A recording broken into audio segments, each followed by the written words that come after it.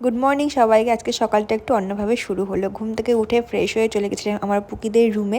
গিয়ে বানানো হচ্ছিল একটা জিনিস। তোমাদের এটা দেখে কি মনে হচ্ছে বলো তো? না কোনো পোজ বানানো হচ্ছে না, বানানো হচ্ছে হেয়ার মাস্ক। অনেকদিন ধরে চুলের কোনো যত্ন করা হয় না, তো চুলটা ভীষণ রাফ হয়ে গেছে। সেই জন্য একটা হোমমেড হেয়ার মাস্ক ব্যবহার করছি, যেটা আমি সবসময় ব্যবহার করে থাকি।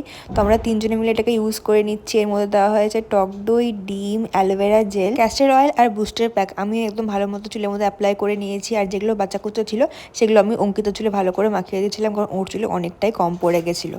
বাটিতে যা ছিল পুরো লেপে লুপে ওর চুলের মধ্যে পুরো অ্যাপ্লাই করে দিলাম। আর তারপরে প্রায় 1 ঘন্টা পরে শ্যাম্পু করে নিলাম। আর চুলগুলো ভীষণ সফট লাগছিল। তারপরে যেগুলো কাজ থাকে স্কিন কেয়ার করে নেওয়ার, সেগুলোই করে নিচ্ছি। তোমাদের আমার এই মিনি ব্লগগুলো কেমন লাগে অবশ্যই কমেন্ট বক্সে জানিও। তাহলে এরকম টাইপের মিনি ব্লগ তোমাদের জন্য প্রতিদিন আসবে। স্কিন কেয়ার করে নিলাম। আর আন্ডার আর্মস রোলানোর জন্য আমি উইশ কেয়ারের এটা ইউজ করি, ভীষণই ভালো। খাওয়া দাওয়া করে আমার কতগুলো পার্সেল এসেছিলো, সেগুলোই নিয়ে আসলাম। আর বিকেলবেলা বসে বসে আড্ডা দিচ্ছিলাম। এদিকে পাশের বাড়ির অতিথি চলে এসেছে, মানে প্রীতি।